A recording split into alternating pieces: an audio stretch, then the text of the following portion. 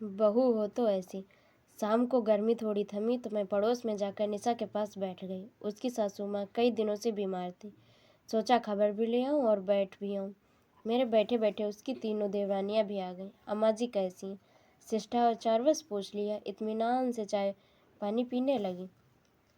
फिर एक एक करके अम्मा जी की बातें होने लगी। सिर्फ शिकायतें। जब मैं आई तो अम्मा जी ने ऐसा कहा, वैसा कहा, ये किया, वो किया। आधा घंटे बाद यह सब कहकर चली गई कि उन्होंने शाम का खाना बनाना है, बच्चे इंतजार कर रहे हैं। कोई भी अम्मा जी के कमरे तक भी नहीं गया। उनके जाने के बाद मैं निशा से पूछ बैठी, निशा अम्मा जी आज 1 साल से बीमार हैं और तेरे पास ही है। तेरे मन में नहीं आता कि कोई और भी रखे या इनका काम करे? माँ तो सबकी है।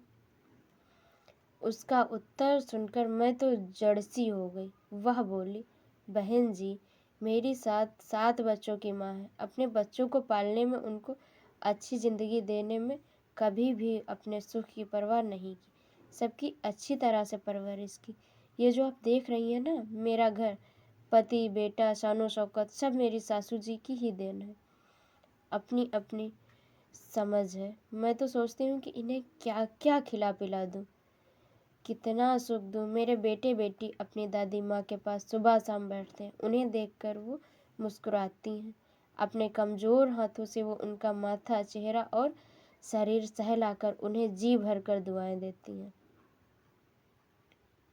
जब मैं इनको नहलाती, खिलाती पिलाती हूँ और इनकी सेवा करती हूँ तो जो संतुष्टि भाव मेरे पति के चेहरे पर आते हैं, उसे देखकर मैं धन्य हो जाती हूँ। मन में ऐसा एहसास होता है जैसे दुनिया का सबसे बड़ा सुख मिल गया हो। और फिर वह बड़े ही उत्साह से बोली, एक बात और, ये जहाँ भी रहेंगी घर में खुशहाली ही रहेगी। ये तो मेरा तीसरा बच्चा बन चुकी है। और ये कहकर वो सब सुबक सुबक कर रो पड़ी। मैं इस ज़माने में उसकी यह समझदारी देखकर हैरान थी।